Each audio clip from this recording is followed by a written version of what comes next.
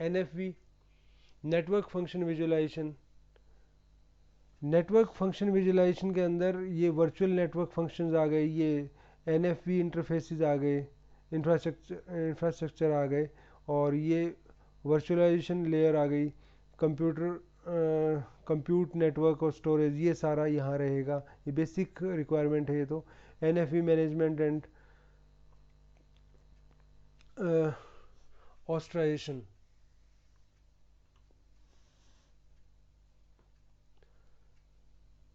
की elements of NFV virtualization network function VNF। VNF क्या होता है? VNF is a software implementation of network function which is capable of running over the NFV infrastructure। ठीक है, NFV infrastructure क्या है? NFV infrastructure includes the computer, compute करने का काम करता है, नेटवर्किंग का काम करता है, स्टोरेज का काम करता है, ये सारा इसमें आ जाएगा। NFV मैनेजमेंट इसके अंदर होगा। तो मैनेजमेंट के साथ यहाँ पे ऑर्केस्ट्रेशन की टर्म यूज़ की गई है। ऑर्केस्ट्रेशन क्या होता है? जो ऑर्केस्ट्रा के बारे में कुछ जानते हैं उनको पता होगा कि उसमें सब ऑर्केस्ट्रा के जो डिवाइसेस और इक्विपमेंट्स होते हैं, म्यूजिकल इंस्ट्रूमेंट्स होते हैं, उनको एक पैटर्न में सेट किया जाता है, एक सेटअप लगाया जाता है उसका, तो वो एक प्रॉपर सेटअप के अंदर रखे जाते हैं। तो सेम वे यहाँ एक एज ए आप ये कह सकते हो सिमिलरिटी शो करने के लिए यूज़ हुआ है कि यहाँ भी आपको उन चीज़ों को सेटअप रख बनाना पड़ेगा आपको। ठीक है, we can say it means the setup of the devices, setup of the components, जो इसके कंपोनेंट्स हैं, नेटवर्क के कंपोनेंट्स हैं। NFV का यूज़ केस क्या है? It can be used for the visualization of home gateway, NFV infrastructure in a cloud hosts a visualized home gateway. The visualized gateway provides the private IP address to the devices in the home. एक घर के अंदर private IP address provide करता है। जब हम home automation की बात करते हैं तब वहाँ इसका यूज़ होता है। NFV उनको गेटवे प्रोवाइड करता है। वाईफाई सेंसर्स के लिए वाईफाई कौन सा यूज़ करते हैं? वो है IEEE 802.11AH। Low rate low range applications के लिए यूज़ होता है, लो पावर कंजम्पशन है।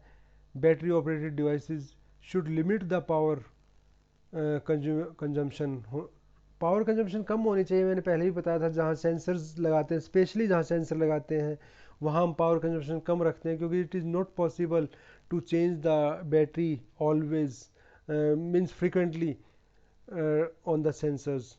जो सेंसर्स हैं उनकी जो आप बैटरी है वो ये पॉसिबल नहीं होता कि बार बार चेंज की जा सके, बिकॉज जो सेंसर्स हैं वो ऐसे प्लेस पर भी हो सकते हैं जहाँ एक्सेसिबल नहीं होते, इजीली एक्सेसिबल नहीं होते। किसी माउंटेन के ऊपर हो सकते हैं, किसी पिलर्स के ऊपर हो सकते हैं, टावर्स के ऊपर हो सकते हैं। ठीक है, इस टाइप में वो यूज़ होते हैं sensors. Limiting the packet transmission, packet transmission को आप लिमिट कर दीजिए। Limiting the awake receive time, awake time, ये बात मैंने पहले भी एग्जांपल के साथ बताई है कि जैसे थर्मल सेंसर है, थर्मल सेंसर ने यदि हर 1 मिनट के बाद डाटा ट्रांसफ़र करना है, डाटा ट्रांसमिट करना है, तो डाटा ट्रांसमिट करते ही वो 1 मिनट के लिए क्या चला जाएगा, स्लीप मोड में चला जाएगा। लिसनिंग फॉर द बीकन्स या traffic information map frames, so that कि कम से कम वहाँ कोलिजन्स हो। Clock drift during the long sleep requires are early wake up. जब आप लंबे स्लीप है, लॉन्ग टाइम के लिए स्लीप मोड में गया हुआ है, तो उसको अर्ली वेकअप की रिक्वायरमेंट होती है यदि क्लॉक ड्रिफ्ट होगी तो। यदि क्लॉक ड्रिफ्ट नहीं है, प्रॉपरली चल रही है, टाइम के साथ चल रही है, सिंक्रोनाइज्ड है, तो अर्ली वेकअप की ज़रूरत नहीं है। There is no chance that the the device could not wake up in at the time of transmission, chance बहुत कम होगा इस चीज़ का. रिसेप्शन ऑफ बीकन में रिक्वायर सेवरल मिली सेकेंड्स.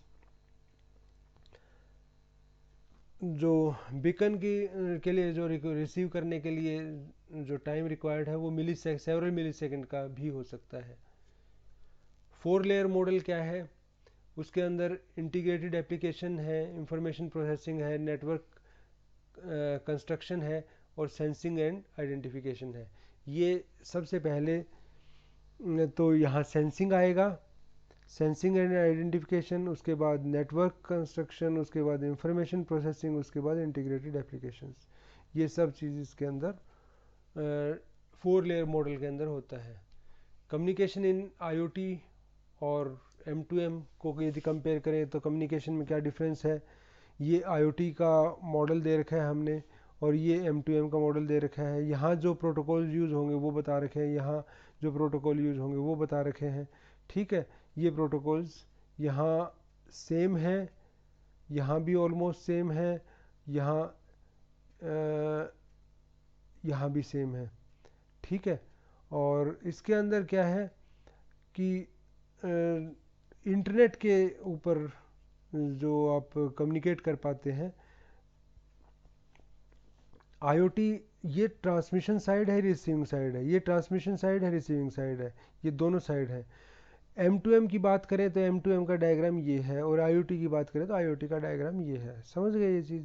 ये मैं रिसीविंग एंड और ट्रांसमिटिंग एंड के ऊपर बात कर रहा था. ट्रांसमिटिंग और रिसीविंग एंड मीन्स मैं ये आपको बताने की कोशिश कर रहा था कि दोनों साइड ट्रांसमिशन और रिसीविंग एंड के ऊपर सेम प्रोटोकॉल यूज़ हो सकते हैं. देयर आर मैनी ऑप्शंस भी अवेलेबल हैं. और जब हम यहाँ बात करेंगे तो यहाँ नेटवर्क लेयर और लिंक लेयर है, यहाँ ट्रांसपोर्ट लेयर और एप्लीकेशन लेयर के अंदर वर्क कर रहे हैं. M2M और IoT नेटवर्क कैसे उनको कनेक्ट किया जाए? एनेबलिंग टेक्नोलॉजीज फॉर M2M, कैसे M2M के साथ मशीन्स को कैसे कनेक्ट किया जाए, मशीन्स को नेटवर्क के साथ कैसे कनेक्ट किया जाए. Sensors, networks, radio frequency identification chips, GPS या location based services LBS, nano technologies, cloud services, data analytics, ये सब चीज़ें आप M2M में आप डील करते हैं. WLAN, Bluetooth, BLE low energy Bluetooth जिसको बोलते हैं, NFC, DSRC, ये सब यहाँ हम यूज़ करेंगे कम्युनिकेशन के लिए. लो पावर RF लैन, और ये उसका मोड है, किस मोड में वो वायर्ड के थ्रू या वायरलेस किस तरीके से वो कनेक्ट होगा. सेलुलर 2G 3G, यदि आपको सेलुलर मीडिया के थ्रू कनेक्ट करना है तो, वायर लाइन के थ्रू कनेक्ट करना है तो, और उसके बाद पावर लाइन कम्युनिकेशन टेक्नोलॉजीज़, ये टेक्नोलॉजी यूज़ होंगी. लो पावर RF लैन, लोरा और सिगफॉक्स, ये टेक्नोलॉजी यूज़ होती है. Embedded SIM, static IP, smartphone, high speed internet on fix line and mobile phones.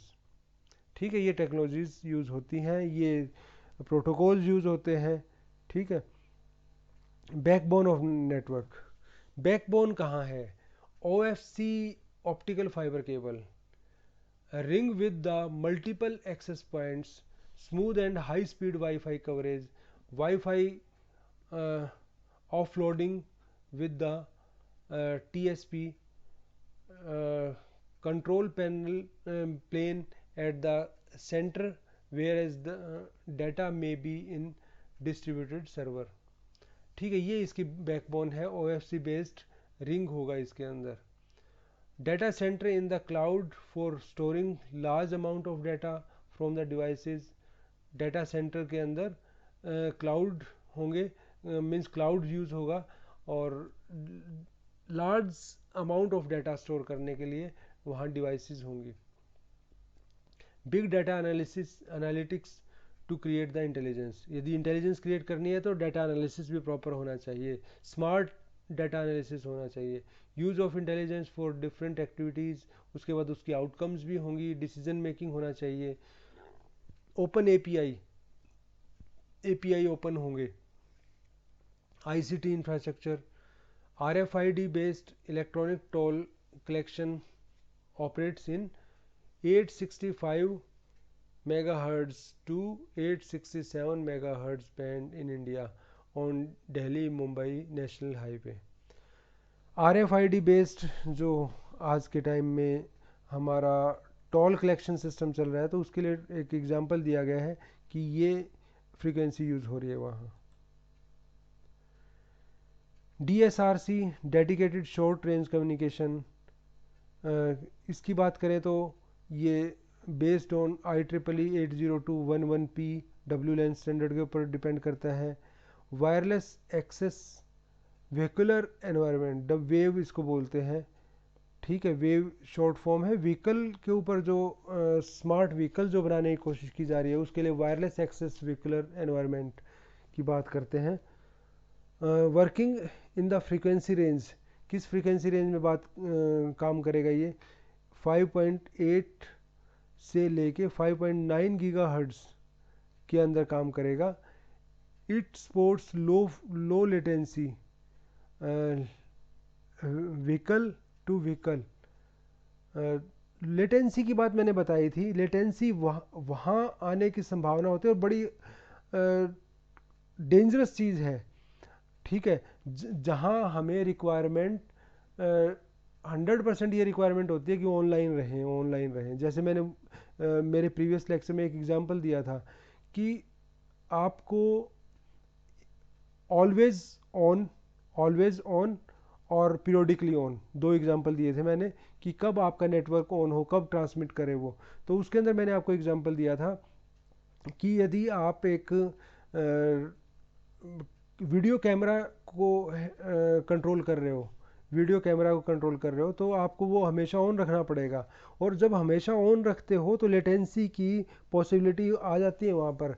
Latency का मतलब क्या है कि आपका कैमरा 100% टाइम स्लॉट पर ऑन रहना चाहिए था, लेकिन वहाँ बीच में यदि वो 1 माइक्रो सेकेंड के लिए या 1 मिली सेकेंड के लिए 1 सेकेंड के लिए भी वो ऑफ हो गया या डिस्कनेक्ट हो गया, तो इट मीन्स वहाँ लेटेंसी टाइम आ जाएगा। वो कुछ लेटेंसी टाइम है जिसको आप ऑब्जर्व नहीं कर सकते विजुअल के केस में, कुछ को आप ऑब्जर्व कर सकते हो, ठीक है। और जब आप व्हीकल्स की बात करते हो, ऑटोमेटिक व्हीकल्स की बात करते हो, तो the latency time is not affordable there, वहाँ अफोर्ड कर ही नहीं सकते। यदि लेटेंसी टाइम आ गया वहाँ तो क्या होगा कि एक्सीडेंट हो सकता है, ठीक है। तो लो लेटेंसी टाइम यदि माइक्रो सेकेंड का, मिली सेकेंड का, इस तरीके से आता है तो फिर कोई प्रॉब्लम नहीं है, और यदि ज़्यादा आता है तो उसमें प्रॉब्लम है। उसके बाद है LTE for D2D communication, NB-LTE। ये स्टैंडर्ड है जिनकी हम बात करें, डिफरेंट स्टैंडर्ड्स हैं जो यूज़ होते हैं। 3GPP release 12th version which talks about the LTE direct, LTE MTC, LTE D2D, and further improvement have been proposed in 3GPP release 13 और 13 एंड 14। इसके अंदर और भी आगे इम्प्रूवमेंट होंगे, ये तो इम्प्रूवमेंट होते रहते हैं आगे।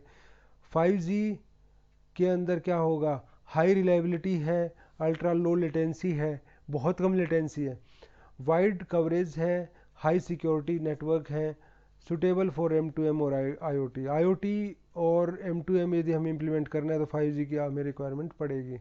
Combination of ultra low latency and high reliability is not achievable with current wireless technologies. जो आज के टाइम में वायरलेस टेक्नोलॉजी है उससे आप अल्ट्रा हाई लेटेंसी नहीं, अल्ट्रा लो लेटेंसी नहीं ले सकते, ठीक है। 5G will be the ultimate solution. 5G तो आपको चाहिएगा, 4G से आपका काम तो चल ही रहा है। आप ये सोचोगे हमें 5G की क्या रिक्वायरमेंट है, तो 5G की रिक्वायरमेंट ये है कि वहाँ आपको अल्ट्रा हाई रिलायबिलिटी मिलती है। Standards for 5G will be frozen in 2020 and may take further 5 years for the implementation.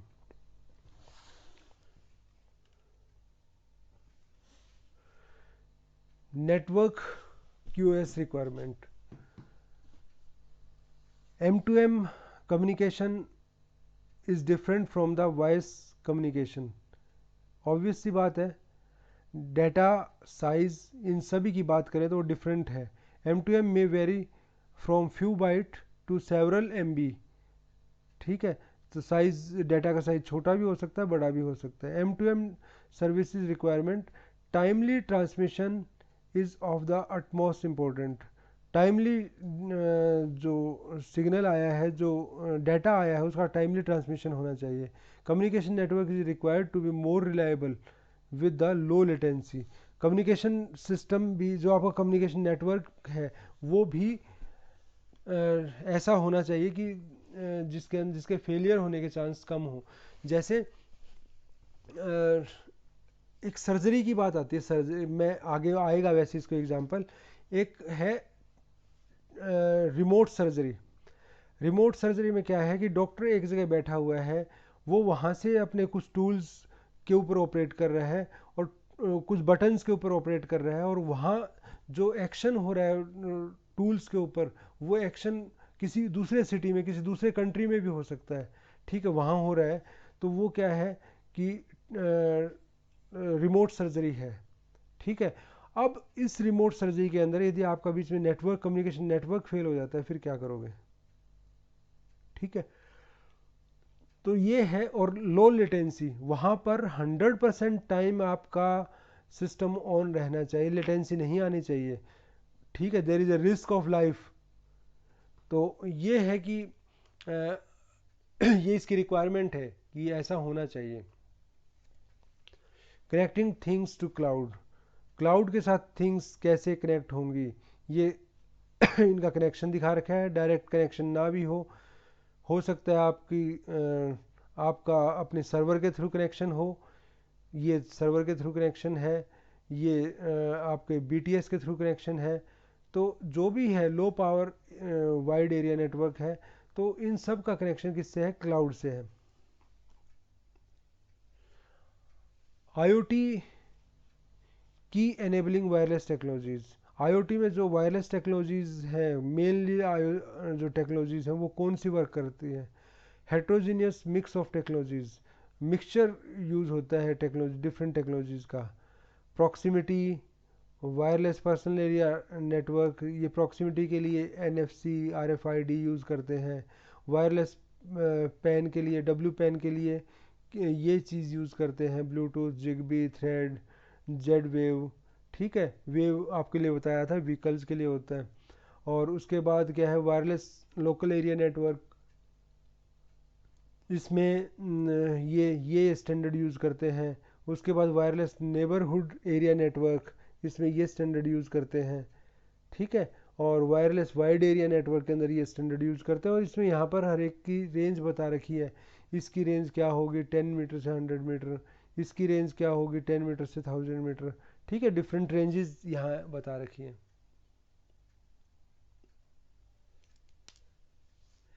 Big data क्या है? Big data is not a magic. It doesn't matter how much data you have if you can't make sense of it. ठीक है, जो big data जो है उसका, उसके अंदर बिग डाटा मैनेजमेंट आज के टाइम में बहुत इम्पोर्टेंट फील्ड है. मैंने आपको अभी थोड़ी देर पहले ही बताया था, डाटा हमारे पास बहुत अवेलेबल है, बहुत ज़्यादा डाटा अवेलेबल है. मैं एक थोड़ा सा सिमिलर एग्जांपल लिया था. जैसे मैंने कि आप IoT से रिलेटेड लेक्चर यूट्यूब पे सर्च करोगे तो आपको थाउजेंड्स ऑफ लेक्चर्स मिल जाएंगे, लेकिन उसमें से आपके काम का कौन सा है, कौन से आपके स्कोप में है, कौन सा किस में किसके अंदर जो इन्फॉर्मेशन है वो जेन्युइन इन्फॉर्मेशन है, किसके अंदर फॉल्स इन्फॉर्मेशन है, वो चीज़ फाइंड आउट करनी है. तो बिग डाटा के अंदर ये मैटर नहीं करता आपके पास कितना डाटा है. ऑल इज़ वेस्ट यदि उसमें से कुछ काम, उसकी कोई सेंस नहीं निकलती, तो उस डाटा को रखने का कोई फ़ायदा नहीं है.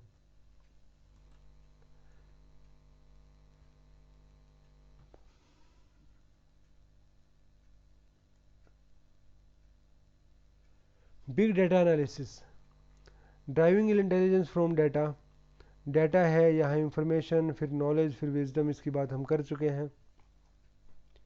M2M access networks, wired wired हो सकता है, वायरलेस कैपिलरी हो सकती हैं, वायरलेस सेलुलर हो सकता है, इसकी बात भी हम कर चुके हैं। कैसे वर्क करता है, when machines talk they do so in a language known as telemetry, telemetry की फॉर्म में बात करती हैं वो मशीन्स, जब बोलती हैं तो टेलीमेट्री की फॉर्म में बोलती हैं। The concept of telemetry, remote machine and the sensor collecting and sending data to a central point for analysis either by human or the computers। जब भी कोई डाटा कलेक्ट किया, जब भी कोई सेंसर कहीं लगा हुआ है या कोई मशीन अपना डाटा भेज रही है, ठीक है, तो वो क्या होता है कि किसी एक सेंटर पोजीशन पे जाता है। किस चीज़ के लिए जाता है? उस डाटा के अंदर एनालिसिस होगा, एनालिसिस होने के बाद उसके अंदर डिसीजन मेकिंग होगी, और वो एनालिसिस और डिसीजन मेकिंग ह्यूमन बेस्ड भी हो सकता है और कंप्यूटर बेस्ड भी हो सकता है। Making a machine to machine communication system work is a step by step process. The main element involve are the sensors, फिर उसके बाद नेटवर्क आता है, फिर उसके बाद इंटरनेट आता है। ठीक है, तो सबसे पहले क्या आता है? सेंसर्स आता है। मैं सब शुरू से ही बात करता हूँ। सबसे पहला सेंसर और सबसे last actuator. Water treatment facility की बात करते हैं। City engineers are charged with the supplying the community with the fresh drinking water. उनका काम क्या है? फ्रेश ड्रिंकिंग वाटर देना। जो इंजीनियर्स लगे हुए हैं, पब्लिक हेल्थ संभालता है अपने यहाँ इंडिया के अंदर इस चीज़ को, हरियाणा में स्पेशली मैं बता रहा हूँ, तो उनका काम है ड्रिंकिंग वाटर प्रोवाइड करना। They need to monitor the raw water supply. पानी, रॉ वाटर कैसा आ रहा है, कितना आ रहा है, कितने गैलन पर मिनट या कितने गैलन पर आवर्स आ रहा है। ठीक है, the treatment process and the end product which is the drinking water. Treatment process क्या है? पहले तो उसकी क्वालिटी चेक करेंगे जो पानी आ रहा है, फिर उसके अंदर ट्रीटमेंट प्रोसेस डिसाइड होगा सॉफ्टवेयर बेस्ड ही, और उसके बाद एंड प्रोडक्ट जो है वो क्या, वो ड्रिंकेबल वाटर आ रहा है या नहीं आ रहा। कंक्लूजन्स क्या है? The networks for M2M communications already exist as a mirror from human ones, but there is still a lot to improve। कह रहे हैं कि M2M नेटवर्क, M2M कम्युनिकेशन उससे काम चला रहे हैं जो ऑलरेडी एग्जिस्ट कर रहे हैं। ठीक है, लेकिन वो इतना सफिशेंट नहीं है, वहाँ पर भी इम्प्रूवमेंट की रिक्वायरमेंट है। क्यों रिक्वायरमेंट है? डिलेज है वहाँ, पावर कंजम्पशन है, वो भी कंसेप्ट है कि पावर कंजम्पशन मिनिमम होना चाहिए।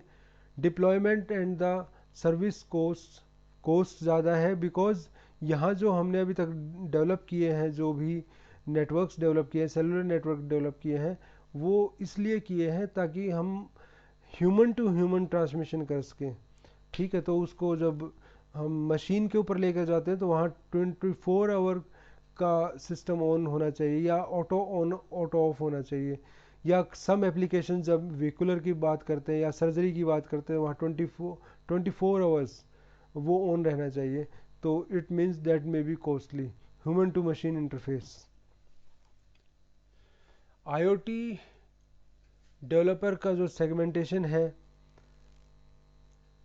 उसके अंदर क्या है?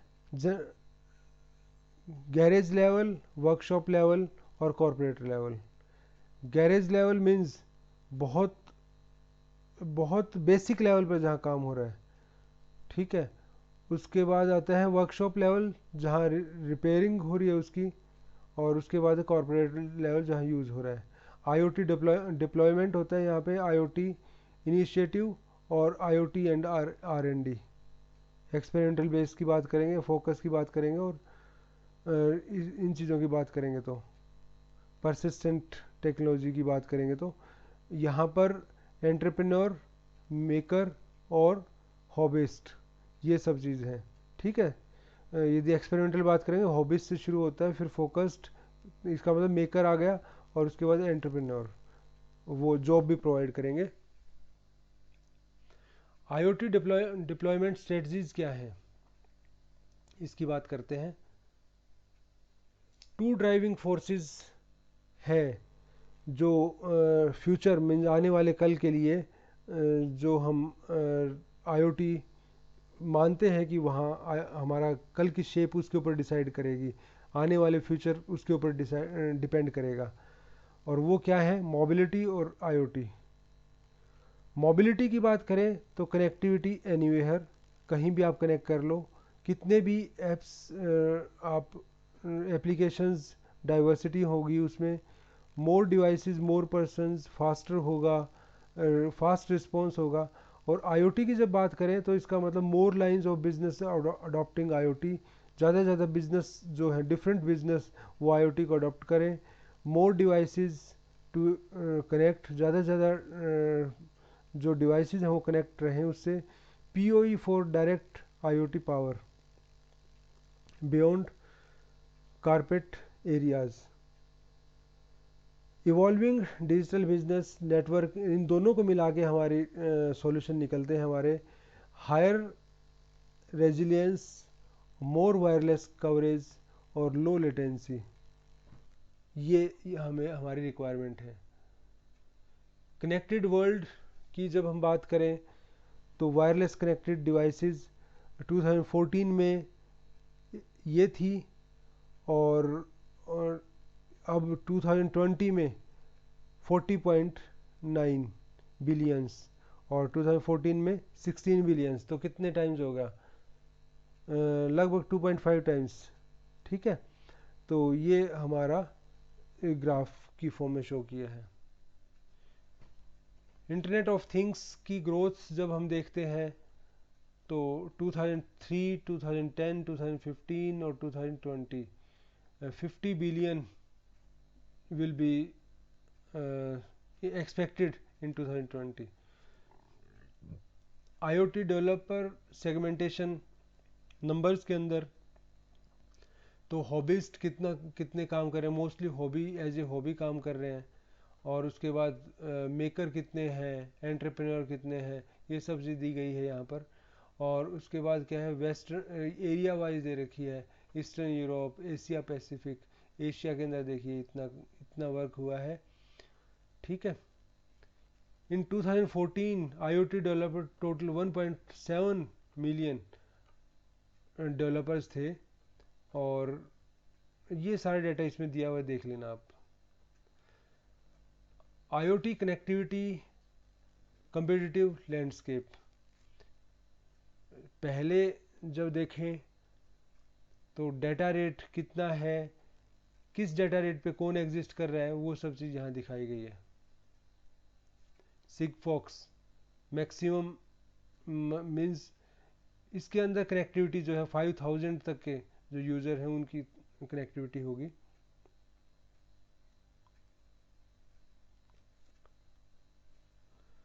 Typical IoT demand business unit में operational freedom to deploy device when and where they want without asking permission from IoT.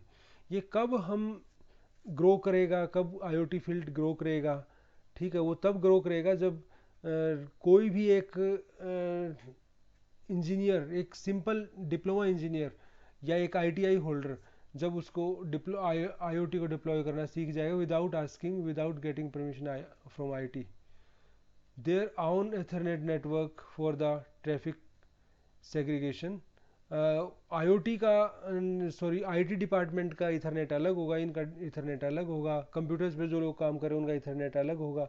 ठीक है, तो अलग अलग इथरनेट होंगे। Seamless and point connectivity, seamless connectivity हो, ऐसा नहीं है डाटा पैक ख़त्म हो गया, ये है वो है। Technical requirement L2 broadcast, QoS, fixed IP addressing और फिक्स्ड VLAN नंबरिंग। और सिक्योरिटी है prevent inappropriate end point access और concern with the compliance. M2M और IoT मार्केट के अंदर क्या कुछ है, 26 बिलियन connected devices by 2020.